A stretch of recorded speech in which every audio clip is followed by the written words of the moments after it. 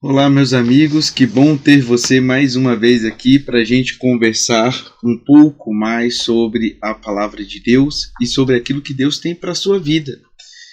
Estamos aqui numa série de estudos sobre o livro de Daniel e vamos hoje estudar o capítulo 9 do livro de Daniel. Quero lembrar que para cada estudo é interessante que antes da gente ter a nossa reunião aqui, que você também faça o seu estudo em casa, leia o capítulo, releia, pense no que foi dito, faça a comparação do texto daquele capítulo com outros textos na Bíblia que tenham informações correspondentes.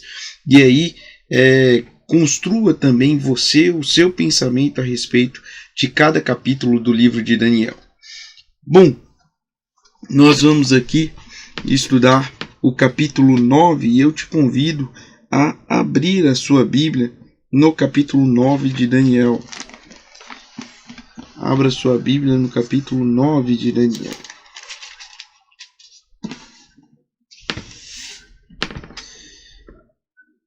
E na minha versão está escrito assim: no primeiro ano do reinado de Dario, filho de Assuero, da linhagem dos Medos, que foi constituído rei sobre os caldeus, no primeiro ano do seu reinado, eu, Daniel, entendi pelos livros que, de acordo com o Senhor havia dito ao profeta Jeremias, a desolação de Jerusalém duraria 70 anos.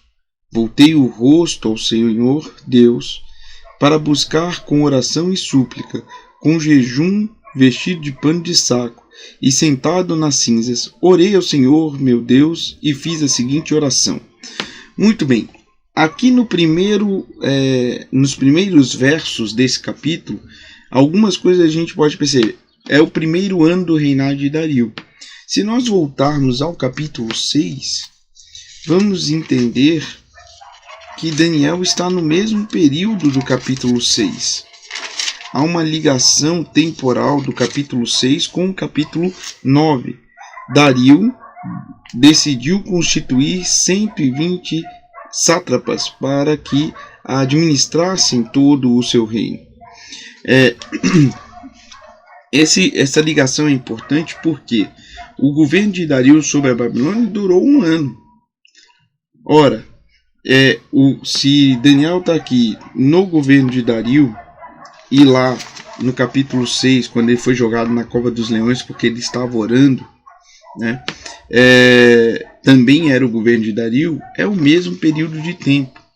E existe o elemento da oração que liga também os dois capítulos. Ele vai aqui fazer uma oração a Deus, a oração mais longa e importante do livro de Daniel.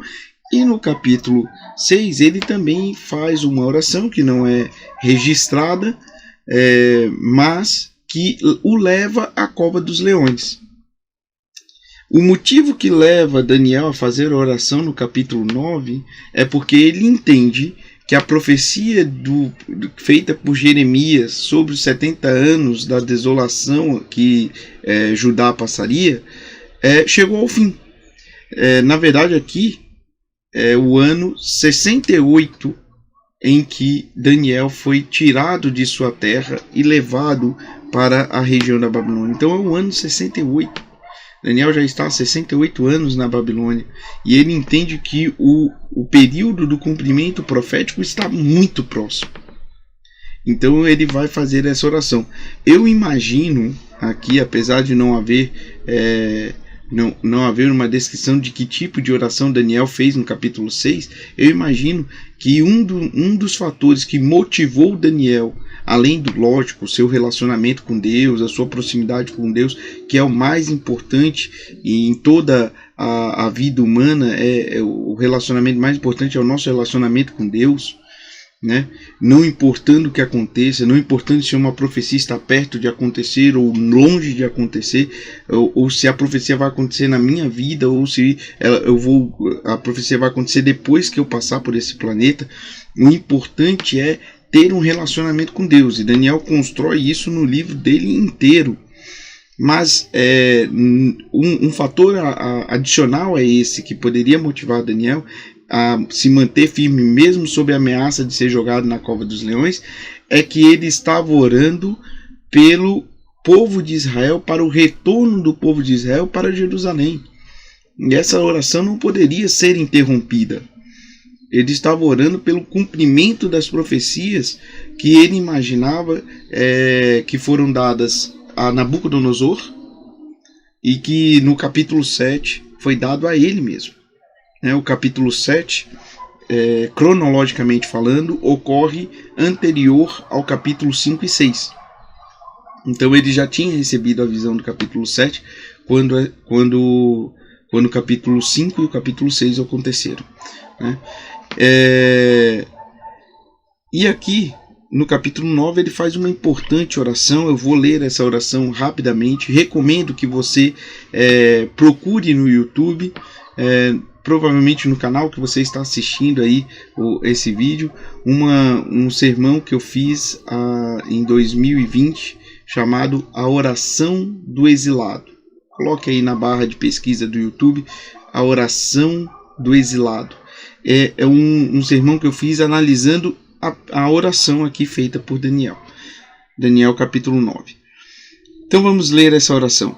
Ah, Senhor Deus, grande e temível, que guarda a aliança e a misericórdia para com os que te amam e guardam os teus mandamentos, nós temos pecado e cometido iniquidades, procedemos de maneira má contra o Senhor, fomos rebeldes, afastamo-nos dos teus mandamentos e dos teus juízos, não demos ouvidos aos teus servos, os profetas, e que em teu nome falaram aos reis, aos nossos príncipes, aos nossos pais e a todo o povo da terra.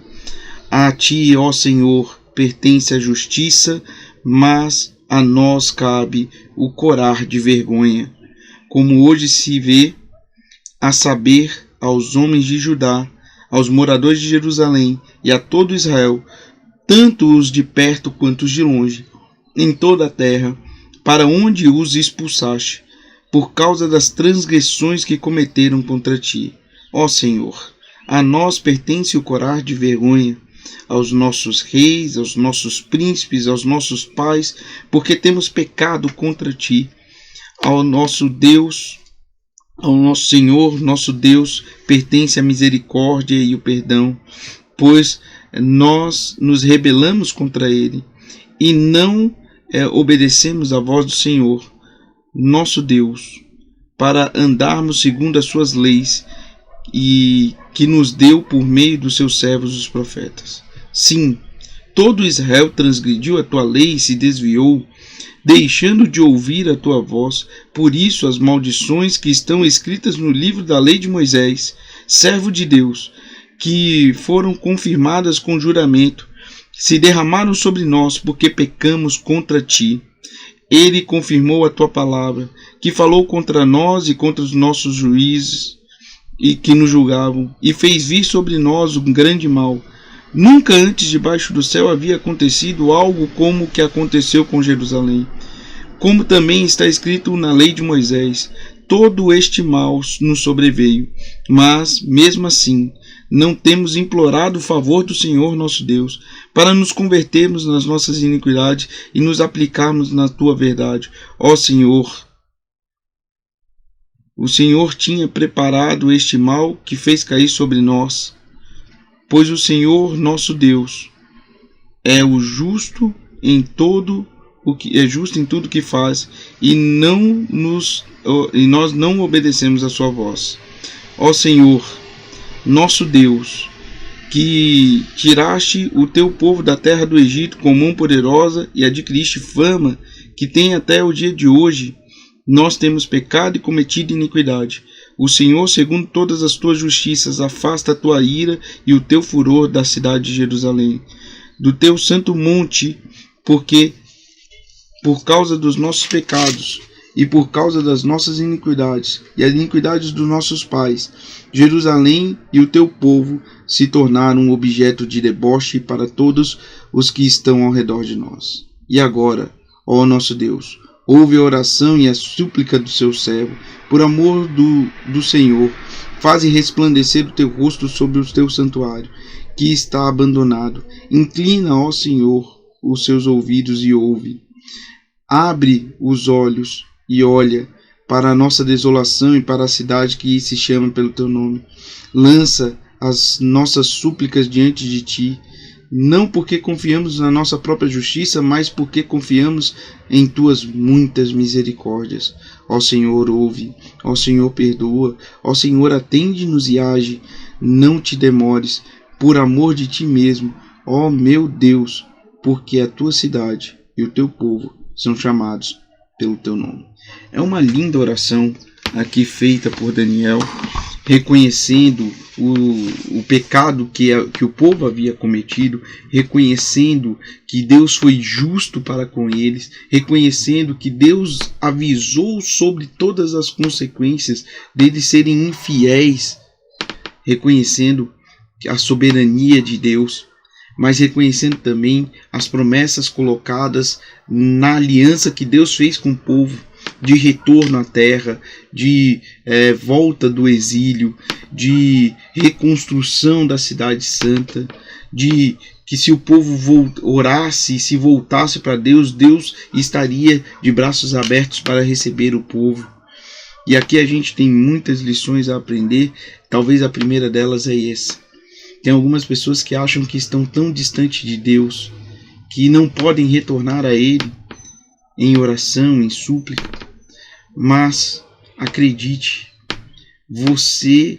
se você se voltar a Deus, Deus estará de braços abertos para te receber. Mas eu ainda estou todo sujo do pecado, não importa. Deus está ansioso para limpar todo o pecado de você. Ah, mas eu ofendi tanto a Deus, não importa. Deus está disposto a fazer a reconciliação com você. Ah, mas porque eu fiz não tem perdão? Isso também não importa. Porque onde teve muito pecado, maior ainda foi a graça de Deus. Essa oração é sensacional e ela tem algumas coisas que chamam a atenção. O pedido de perdão pelos pecados. Daniel era um homem que na Bíblia nós não temos registrado nenhum pecado dele, mas ele fala, eu pequei junto com o povo. E porque o pecado de um é a dor de todos. A gente ora quando alguém está doente, como se nós mesmos estivéssemos doentes. A gente ora quando alguém está sem emprego, pedindo emprego para essa pessoa, como se nós mesmos estivéssemos sem emprego. Mas quando alguém cai, nós não oramos por aquela pessoa como se nós tivéssemos caído. Então a oração de Daniel é, Senhor, não tem nenhum pecado meu registrado na Bíblia, mas eu pequei junto do povo. Perdoa, Senhor. A lembrança da aliança. Deus tem uma aliança com o seu povo. E muitas vezes a gente não conhece essa aliança, desconhece essa aliança. É necessário a gente lembrar da aliança que Deus tem para conosco, para entender qual é o plano de Deus, porque a aliança é o plano de Deus da salvação. Entender esse plano, entender essa aliança é fundamental para a nossa vida como cristão, para que a gente confie nas promessas de Deus, para que a gente confie que Ele vai fazer, porque a aliança se cumpre, não porque o ser humano é merecedor do cumprimento dessa aliança, mas a aliança se cumpre porque Deus prometeu que cumpriria a aliança. E aqui a gente tem uma continuação. Ele orou por amor do nome de Deus.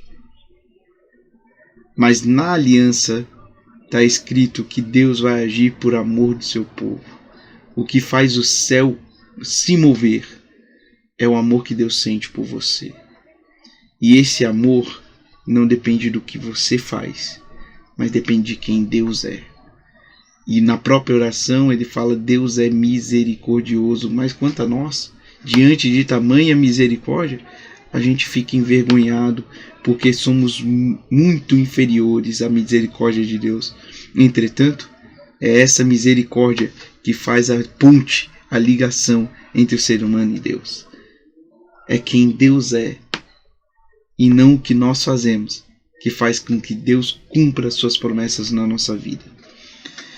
Muito bem, Daniel está ali fazendo a sua oração, e enquanto ele ainda falava, diz o texto, Daniel 9, verso 20, está escrito o seguinte, enquanto eu ainda orava, confessando o pecado do meu povo de Israel, e lançando a minha súplica diante do Senhor meu Deus, pelo monte santo de Deus, assim enquanto eu orava, Gabriel, o homem que eu tinha visto na minha visão anterior, veio rapidamente, voando, e tocou em mim.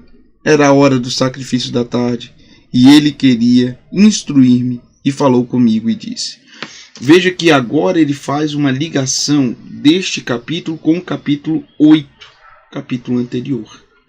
Gabriel havia explicado muitas coisas a Daniel, muitas coisas. A simbologia do que era o bode, do que era o carneiro, né? O chifre do bode que se partiu e dividiu em 4. E quando a gente olha para a história, essa simbologia se concretizando na história, é espantoso que Daniel tenha feito essa previsão no ano por volta do ano 550 a.C., e a previsão da profecia do capítulo 8 ocorra ali no ano 330, 360 a.C., né? Um pouco mais de 200 anos de diferença entre cada uma dessas profecias, mas Daniel ali, comprovadamente, vivendo no século 6, faz uma profecia sobre o século 4, que impressionantemente acontece de maneira precisa, como está na Bíblia. É uma coisa surpreendente. Mas Gabriel não havia explicado o sentido das 2.300 tardes e manhãs. Ele apenas vai fazer um comentário que as 2.300 tardes e manhãs eram para dias muito distantes, né? Quanto às tardes e manhãs, vamos voltar aqui no capítulo 8, no verso 26, a visão das tardes da manhã que lhe foi dada é verdadeira, mas guarde a visão em segredo, porque se refere ainda a dias bem distantes. Quer dizer, ele não explica, ele simplesmente fala, a visão é verdadeira, mas é para dias bem distantes, né? E Daniel, agora preocupado com essa relação temporal, porque na cabeça de Daniel, a preocupação de Daniel é com a situação do povo de Deus. Ele acha que a justiça, o reino de Deus, a pedra da visão de Nabucodonosor, que vai dominar o mundo, ela vai se concretizar quando o povo de Israel voltar para Jerusalém. Ele tem isso em mente. Daniel está pensando em coisas terrestres, e Deus está pensando nas coisas celestiais para pôr fim à maldade no mundo, né? Então, essa ligação de Daniel com a volta dos judeus para Jerusalém, a reconstrução do templo, a reconstrução de Jerusalém, é a preocupação que está na cabeça de Daniel. E Deus está falando assim, Daniel, tem coisas muito maiores aqui que eu estou tentando colocar aqui para você. E quantas vezes a gente fica pensando em coisas tão pequenininhas da nossa vida? Fica pensando, não que essas coisas não tenham a sua importância, tem a sua importância. Mas e se Deus disser não para essas coisas pequenas da nossa vida? Será que a gente vai confiar que Deus está trabalhando com coisas tão superiores, que são tão melhores para nós, do que essas coisas ínfimas que nós estamos pensando? Nós estamos passando por momentos muito difíceis. E às vezes a gente pensa que algo pode melhorar a nossa vida, mas Deus vem e nos mostra que não. É outra coisa muito maior que Deus está trabalhando por trás da história para nos trazer e para nos apresentar. Daniel estava pensando em algo importante, reconstrução de Jerusalém, reconstrução do templo, mas Deus estava trabalhando por trás da história para a eliminação definitiva do mal. E era isso que ele estava tentando mostrar para Daniel. Ele ia fazer tanto um quanto o outro. Mas Daniel tinha que se concentrar também, e talvez com mais força, no plano cósmico de Deus para a eliminação do mal no planeta. E aí, o anjo Gabriel vai falar com o profeta e ele vai dizer o seguinte: Daniel, agora eu vim para dar a você inteligência e discernimento. Quando você começou a fazer a sua súplica, foi dada uma ordem, e eu vim para te explicar tudo a você, porque Deus o ama muito. Porquanto, preste atenção à mensagem e entenda a visão. E aqui ele coloca: 70 semanas estão determinadas para o seu povo e para a cidade santa, e para acabar com a transgressão, para dar fim aos pecados, para expiar a iniquidade, para trazer a justiça eterna, para selar a visão e a profecia, e para ungir o Santo dos Santos. Todas essas referências aqui estão ligadas ao capítulo anterior. Primeiro, 70 semanas estão determinadas. O jeito que isso está escrito no hebraico é 70 semanas estão cortadas. Cortadas da onde? Cortadas das 2.300 tardes e manhãs, que foram ali postas no capítulo 8. Além do mais, o capítulo 8 coloca a questão da transgressão que vai ser cessada, da profanação, dos pecados expiados, o Yom Kippur, né? Trazer justiça eterna. Justiça é uma questão que era feita no Yom Kippur, selar a visão e a profecia para ungir o Santo dos Santos. Todas essas referências são referências ao Yom Kippur. Então, o que ele está trazendo? Olha só, essa relação temporal do Yom Kippur, das 2.300 tardes e manhãs, que eu coloquei para você no capítulo 8, mais ou menos 13 anos antes. Entre o capítulo 8 e o capítulo 9, tem aí por volta de 13 anos de separação entre os dois. Mas o que eu estou colocando para você agora, Daniel, é referente às 2.300 tardes e manhãs do Yom Kippur, que você teve a visão no capítulo 8. Então ele continua. Ele está cortando 70 semanas das 2.300 tardes e manhãs. Saiba e entenda isso. Desde que foi dada a ordem para restaurar e para edificar Jerusalém, até a vinda do ungido, o príncipe, haverá 7 semanas e 62 semanas. 7 semanas mais 62 semanas são 69 semanas. Essas semanas não são divorciadas, não são dissociadas de si, mas é que ele está colocando uma união entre as duas semanas, né? Até porque esses dois períodos de semanas, né? Até porque esses dois períodos de semanas estão unidos nas 70 semanas que ele falou no verso 24. Então, ele faz uma separação de momentos de cumprimento dessa profecia, mas que eles são momentos contínuos e não separados. Só para deixar isso bem claro, né? E o que vai acontecer? As ruas e as muralhas serão reconstruídas, mas será em tempo de muita angústia. Depois das 62 semanas, o ungido será morto.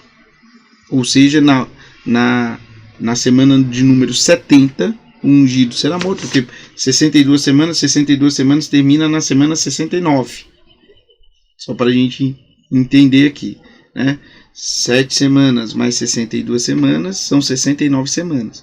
Ao final das 69 semanas, o ungido será morto e não terá nada.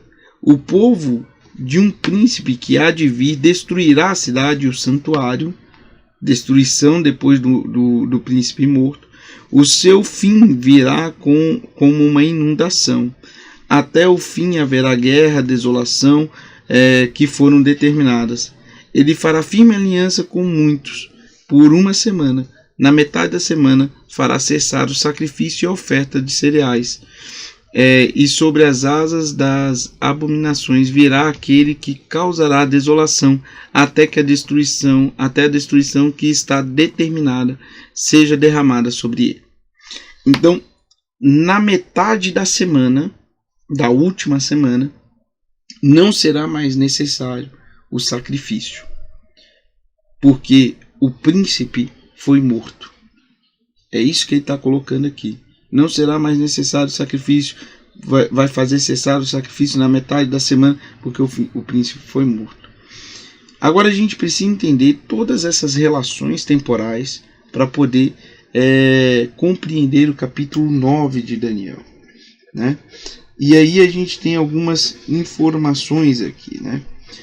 O decreto, houveram 3 decretos para a reconstrução de Jerusalém né, que é o ponto de partida da profecia das 70 semanas. Saiba, entenda isso, que foi dada a ordem para restaurar e para edificar Jerusalém até a vinda do ungido, o príncipe. Então, essa ordem do início das 70 semanas, nós tivemos 3 decretos. Um primeiro dado por Ciro, 538, que fez com que alguns exilados voltassem a Jerusalém, e tinha também a ordem para a reconstrução do templo. Depois, Dario o Grande apenas confirmou este mesmo decreto de Ciro alguns anos depois. E, por fim, Artaxerxes, que foi aquele que deu sequência ao governo de Assuero, né, de Esther, e que é o Xerxes I na história. Artaxerxes, que substituiu o Xerxes I, no ano 457, fez um decreto definitivo sobre a reconstrução de Jerusalém.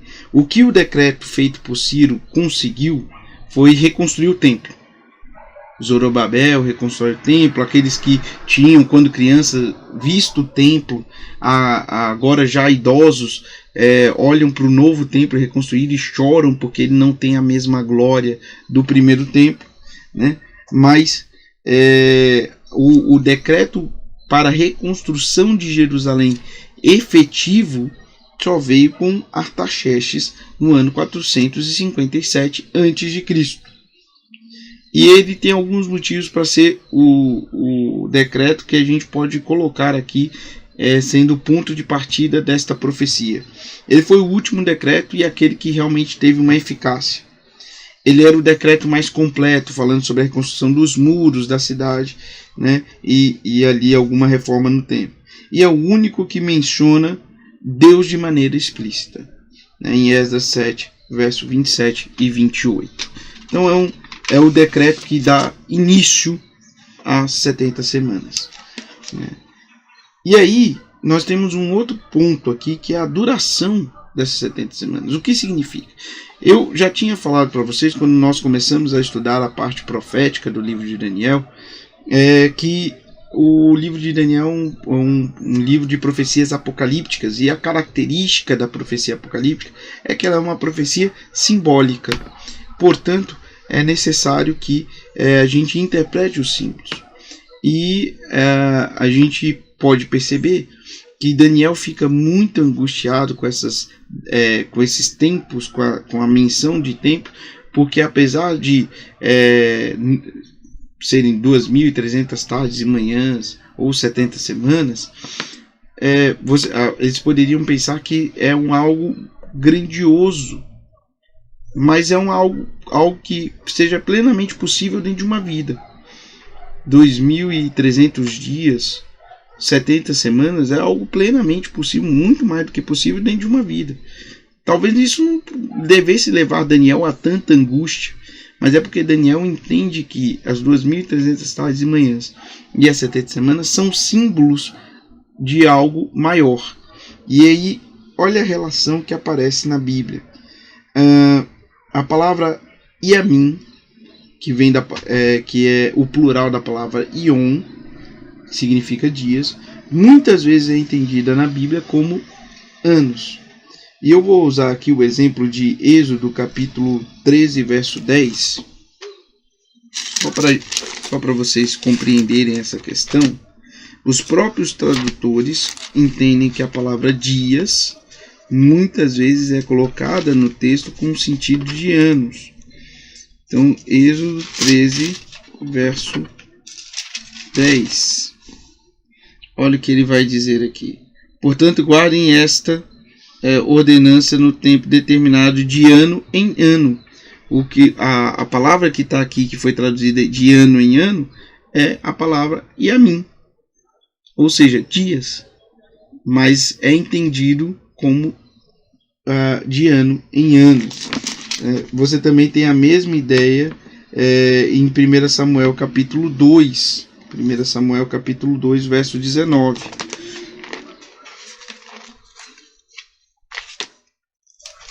Samuel capítulo 2,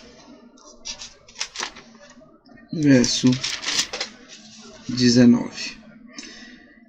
A mãe de Samuel fazia uma túnica pequena e de ano em ano, a palavra que está aqui é a palavra Yamim, é traduzida de ano em ano, a levava para ele quando ia com seu marido oferecer sacrifício anual.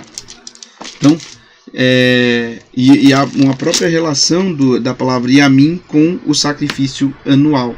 Ele ia anualmente sacrificar, mas a palavra que diz que ela levava a túnica era de ano em ano, Yamim, né? Então há uma relação entre o sacrifício anual e a palavra dias no hebraico Yamim. Além disso, nós temos um paralelismo na poética hebraica em relação ao dias e a palavra ano. Para você entender o paralelismo é o seguinte: a profecia hebraica, a poética hebraica, ela é composta por duas linhas. A linha superior, a primeira frase, e a linha inferior, a segunda frase. Há uma relação direta entre a linha superior e a linha inferior. Ela se sobrepõe. E a explicação da linha superior vem pela linha inferior, né? Dando um exemplo aqui, que é muito comum nas aulas sobre paralelismo da poesia hebraica, é o exemplo da primeira linha: a menina bonita e inteligente. E aí, na segunda linha, ele vai falar uma garota bela e esperta. Então, menina, garota, bonita e bela, inteligente e esperta. Há uma relação entre as duas linhas. E da mesma forma nós temos em muitas partes da poesia hebraica em relação a ano e dias. Veja aqui alguns casos. O primeiro está em Jó, capítulo 10, verso 5. São os teus dias como os dias de um mortal, ou os teus anos como anos de homem? Então, mortal, homem, dias e anos, né? No Salmo 77, verso 5, está assim: penso nos dias de outrora, trago a lembrança de anos passados. Outrora, passado, dias e anos. Penso, lembrança. Então tem várias relações aqui. E nos dois textos nós percebemos que a palavra dias está relacionada à palavra anos. Outro paralelismo hebraico está em Isaías 61, verso 2. O apregoar o ano aceitável do Senhor e o dia da vingança do nosso Deus. Dia, ano, aceitável, vingança, Senhor, nosso Deus.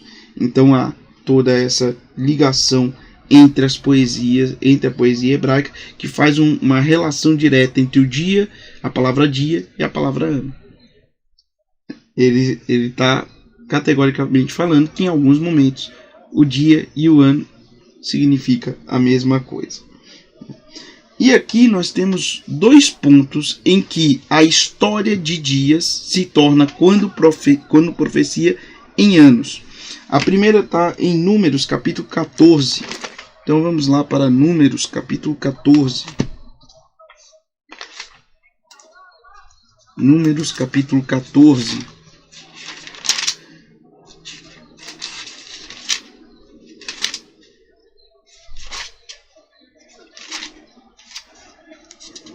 No verso 34. Números 14, verso 34. Segundo o número de dias que vocês espiaram a terra, 40 dias, cada dia representando um ano, vocês levarão sobre si as suas iniquidades durante 40 anos e terão experiência do meu desagrado. Então, quando eles estavam na história, foram 40 dias ali espionando a terra de Canaã. Mas quando Deus foi pegar esses 40 dias que eles espionaram a terra de Canaã e transformou numa profecia, ele transformou esses 40 dias para 40 anos. E em Ezequiel capítulo 4,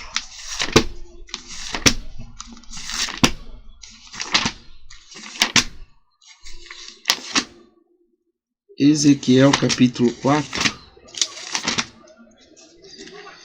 Ezequiel vai fazer uma profecia em que ele tem que ficar deitado de lado. E cada dia que ele ficou deitado de lado significa um ano na profecia que ele estava fazendo. Ezequiel 4:5. É escrito assim: porque determinei que cada ano de sua maldade corresponda a um dia, num total de 390 dias. Você levará sobre si a maldade da casa de Israel. Então ele ficou 390 dias, um pouco mais de um ano e um mês no calendário de antigamente.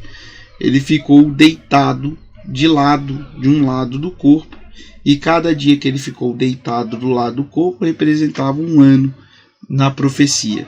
Então há várias relações, e principalmente sabendo que a profecia de Daniel é uma profecia apocalíptica, a gente também imagina que a palavra dia na profecia de Daniel é um símbolo que a Bíblia me indica representar um dia, representa um ano.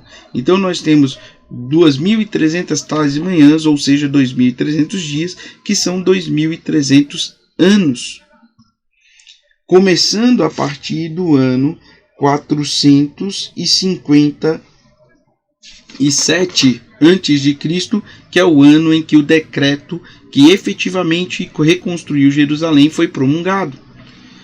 Se você pega esse decreto, né, e coloca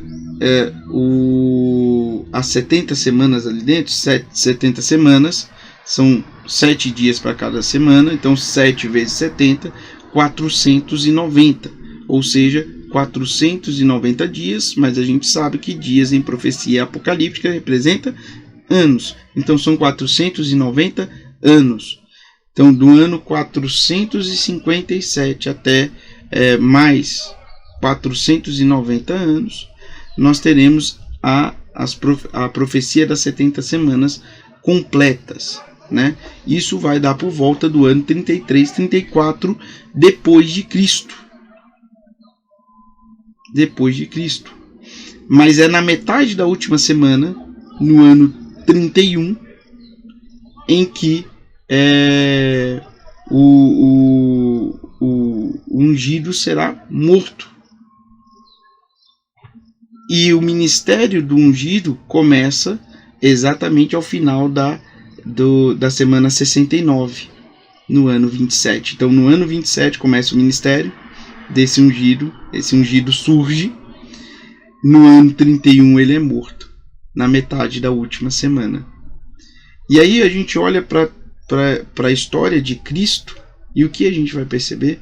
Que de fato, no ano 27, o ministério de Cristo começa. No ano 31, Cristo foi morto. Então essa profecia das 70 semanas aponta para Cristo e toda a sua atuação para a salvação da humanidade. Mas aqui nós temos uma outra coisa. Essa profecia das 70 semanas foram recortadas, separadas da profecia das 2.300 tardes e manhãs, que são 2.300 anos, que começam também no ano 457. E isso indica que você somar 457 a.C. mais 2.300 anos, vai dar no ano de 1844, quando começa o dia da expiação, o Yom Kippur, o julgamento. E como a gente viu na última reunião, a gente percebeu que o julgamento não é algo para ser temido, é algo para ser aguardado. E ele já começou. Isso significa que a conclusão do julgamento, o mal acabará. Isso me diz que Cristo não só trabalhou e atuou pela salvação da humanidade, mas ele ainda trabalha e atua pela salvação da humanidade, pela sua salvação. Cristo não está no céu olhando as coisas acontecerem aqui na terra de braços cruzados, pensando simplesmente, uma hora eu desço, uma hora eu vou e... Não, ainda hoje ele atua por você, nas suas dificuldades, nas coisas ruins que acontecem contra você, e principalmente ele atua pela sua salvação. O próprio Jesus disse que no mundo nós teríamos aflições, mas ele disse que nós deveríamos ter bom ânimo, porque ele venceu o mundo. E ele lutou no passado por você. E ele continua hoje lutando por você. Ao final desse julgamento, ao final do Yom Kippur, que começou em 1844, ele vai pôr fim à maldade. E tudo que a gente viveu, finalmente, vai receber o seu sentido completo. Tudo que a gente passou aqui na Terra, finalmente vai receber o seu sentido completo. O relacionamento íntimo e próximo de Cristo, de poderes viver ao lado de Jesus pela eternidade. Foi para isso que nós fomos criados. E é para isso que nós estamos aqui. E é por isso que ele desenvolveu todo esse plano que ele apresentou para Daniel. Daniel, você está preocupado com Jerusalém? Eu estou preocupado com a eternidade. Daniel, você está preocupado com a reconstrução do templo? Eu estou preocupado com a implantação da sede do governo universal na terra. Daniel, você está preocupado com coisas que desse tempo? Eu estou preocupado com a eternidade. E é isso que a gente tem que entender. Nós sofremos, de fato, sofremos muito. Mas Deus está trabalhando incessantemente para implantar neste planeta um reino onde não haverá mais sofrimento, não haverá morte, não haverá dor. E é esse reino que ele convidou Nabucodonosor para viver. E é esse reino que ele convidou Daniel para viver. É esse reino que ele te convida hoje para viver. Os reinos passarão, o tempo passará, mas o reino eterno de Deus será implantado neste mundo, e o que Deus quer é que você viva nele. Que Deus abençoe você, que você aceite hoje viver no reino eterno de Deus e fique ao lado de Deus pela eternidade. Foi para isso que a gente foi criado. Que Deus te abençoe. Vamos fazer uma oração? Deus e Pai, nós te agradecemos, Senhor, porque o Senhor ainda hoje trabalha em nosso favor pela nossa salvação. Perdoa, Deus, os nossos pecados. Perdoa aqueles momentos em que nós não demonstramos a importância que tem o teu plano de salvação para a nossa vida. Nos abençoa, Senhor, de maneira que possamos viver em conformidade com os teus planos. E, Senhor, nos dê força para entrarmos no teu reino eterno, para esperarmos a implementação do teu reino eterno aqui na terra. Por favor, fica conosco e nos abençoa. Em nome de Jesus. Amém.